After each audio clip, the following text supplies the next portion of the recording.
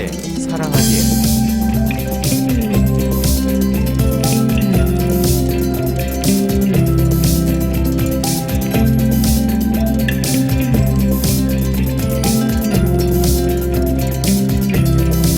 어? 지구에 사람 발자국이 있네.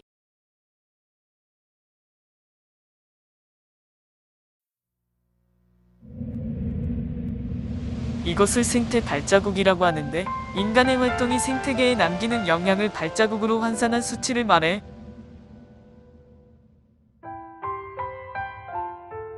생태 발자국은 모든 사람이 같은 생활 방식으로 살 때 필요한 지구의 크기를 계산하는 방식입니다. 즉, 사람이 지구에서 살아가기 위해 필요한 모든 비용을 토지의 면적으로 환산한 것입니다. 그러면 이 생태 발자국을 통해 우리 지구가 얼마나 많은 흔적을 남기고 자연에 미치는 영향을 알 수 있겠구나. 1970년대 중반부터 생태 발자국의 용량을 초과하기 시작했습니다. 현재 자연이 요구하는 용량에 비해 지구가 재생할 수 있는 용량이 64% 초과하였다고 합니다. 산림벌채, 이산화탄소 배출 등으로 지구 환경이 훼손되었기 때문입니다. 오늘날 지구상의 모든 사람이 한국인처럼 산다면 세계 반 정도의 지구가 필요하다고 해. 한 사람 한 사람이 지구에 이렇게 많은 흔적을 남기게 되면 어떻게 되겠니? 아마도 더 이상 살 수 없는 공간이 될 거야.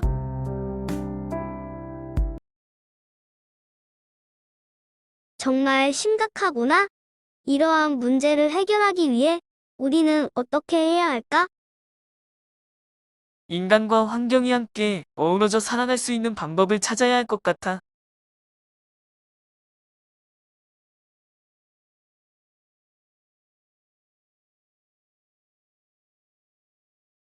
나무를 심은 사람은 어떤 이야기예요? 이 책의 주인공은 나무를 심고 가꾸는 늙은 양치기입니다. 그의 외롭고 힘든 노력으로 황무지가 새로운 숲으로 탄생하고 인간과 자연이 다시 함께 어우러져 생활할 수 있게 됩니다.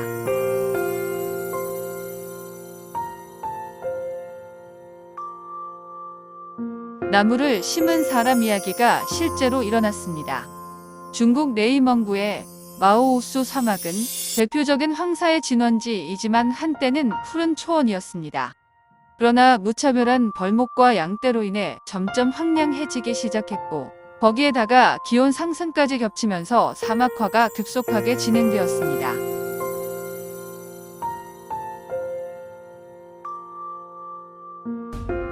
그런데 이곳에 30년 가까이 나무를 심어온 사람이 있었습니다. 이 실화의 주인공은 이니전이라는 사람입니다. 갓 20살에 고향을 떠나 시집을 와서 사방이 길조차 없는 사막에서 몇 날 며칠을 통곡하며 보냈다고 합니다. 하지만 그녀는 포기하지 않았습니다. 나무를 심기 시작한 지 15년 가까이 지난 1999년, 기자들에 의해 그녀가 만든 오아시스가 세상에 알려졌습니다. 모래가 가라앉기를 기다리지 않고도 물을 마실 수 있는 맑은 물이 솟아난 것입니다. 이어서 전기도 들어왔고 사막을 떠났던 친척들과 이웃들이 돌아오기 시작했으며 채소와 과일, 곡식들을 풍성하게 수확할 수 있게 되었습니다. 정말 대단해. 그렇다면 학생인 우리가 자연을 위해 할 수 있는 일은 무엇이 있을까? 자연사랑은 아주 작은 우리 주변에서부터 우리가 할 수 있는 일이 있어. 아파트 옥상에서 죽은 무당벌레를 보고 이를 살리기 위해 노력한 이완희 학생의 이야기가 있어. 들어볼까? 도대체 무당벌레에게 어떤 일이 있었어? 이완희 학생은 작은 생명체의 죽음을 고민하는 과정에서 단순한 호기심을 넘어 그 문제에 대해 열정을 가지고 해결해 나가려고 노력했어. 자연사랑은 아주 작은 우리 주변에서부터 할 수 있습니다. 14살 이환희 학생은 아파트 옥상에 살고 있는 무당벌레를 살리기 위해 5년 동안 꾸준히 노력합니다. 옥상에서 타 죽어가는 무당벌레를 외면하지 않고 그들의 생명을 지켜주려고 노력하였습니다. 모든 생명이 더불어 사는 세상을 만들려면 무엇보다 어른들의 역할이 중요하며 모두가 함께 손을 잡고 노력할 때 비로소 행복해질 수 있다는 메시지를 전달하고 있는 것입니다. 이완희 학생의 이야기를 동영상으로 보겠습니다. 주인공이 무엇을 깨닫게 되었는지 생각하면서 영상을 시청해 보도록 해요.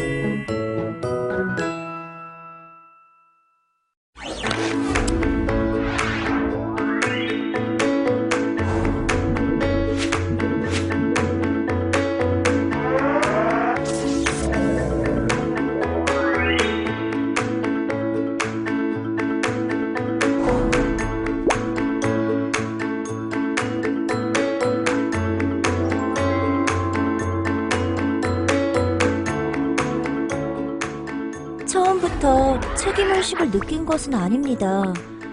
처음에는 끔찍한 상황에 놀랐고, 다음에는 왜 이런 상황이 벌어졌을까 하고 궁금해졌습니다. 차근차근 원인을 찾아나가는 과정에서 우리 사람들의 이기심으로 인해 이들이 죽어간다는 것을 알았을 때 부끄러움과 분노를 느꼈고 이들을 살려야 한다는 강한 책임감을 갖게 되었습니다.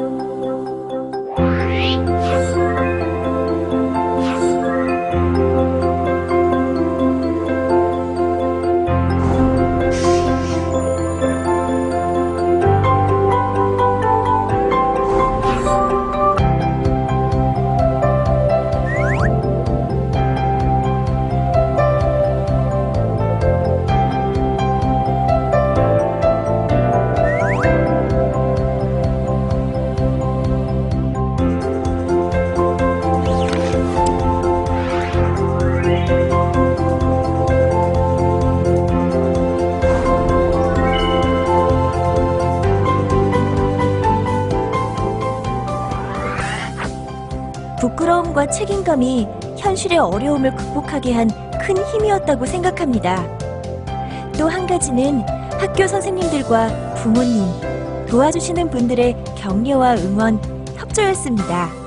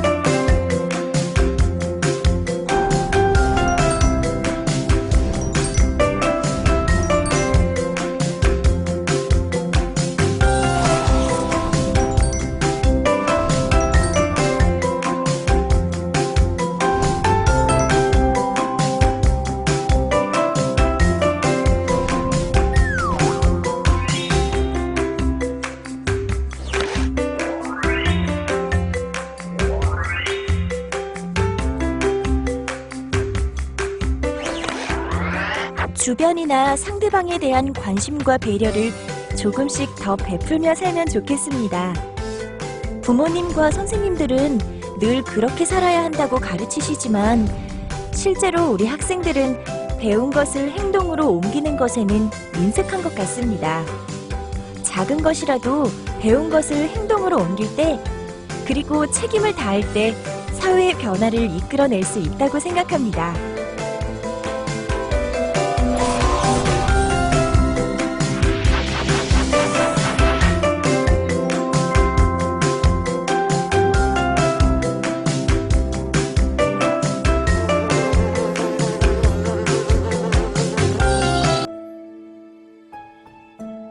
우리는 무당벌레를 살리기 위한 한 소년의 작은 노력을 살펴보았습니다.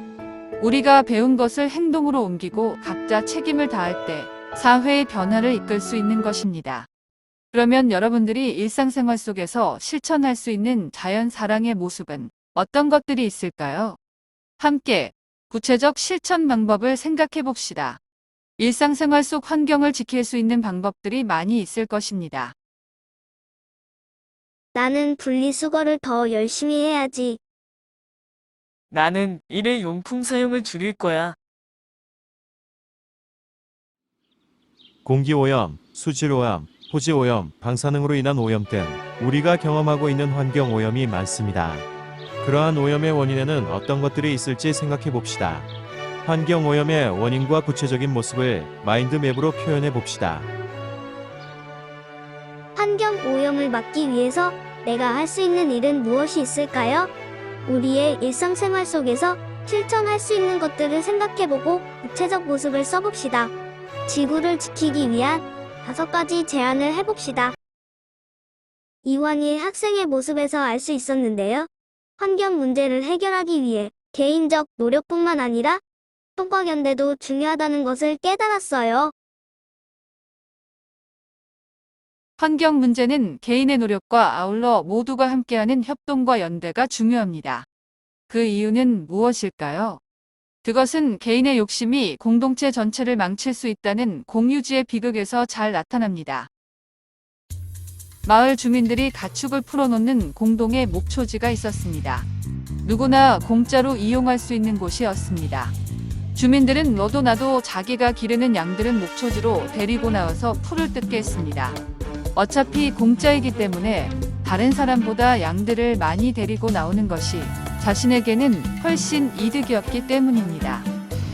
양들이 가득한 목초지에서 많은 양이 앞다퉈 풀을 뜯어 먹다 보니까 넓고 푸르렀던 이 목초지는 순식간에 풀 한 폭이 찾아볼 수 없는 메마른 황무지가 되어버렸습니다. 결국 양들은 더 이상 풀을 뜯지 못하게 되었고 주민들도 새로운 초원을 찾아 떠나야 했습니다. 개인의 욕심이 공동체 전체를 망칠 수 있다니 참 무서운 일입니다. 어떻게 보면 우리 지구도 하나의 거대한 공유지라고 할 수 있습니다. 환경 문제를 극복하기 위해서는 협동과 연대가 무엇보다 중요합니다. 환경 문제는 모두의 공통된 문제이고 모든 나라가 함께 노력할 때 해결해 나갈 수 있기 때문입니다. 환경 문제는 전지구적 문제로서 많은 나라의 협동과 연대가 필요합니다. 그동안 많은 국제적 협력과 노력이 있었습니다. 아름다운 지구는 우리 모두의 것임을 생각하고 우리의 작은 행동 하나가 모아져 세상을 아름답게 바꿀 수 있을 것입니다. 우리는 자연과 어우러져 살아가기 위해 개인적인 노력과 모두의 협력과 연대가 필요하다는 것을 알았습니다. 이제 친환경적 삶을 살아가기 위해 내가 할 수 있는 것을 찾아보고 실천해야 합니다. 자연은 내 몸과 같이 소중한 것이니까요.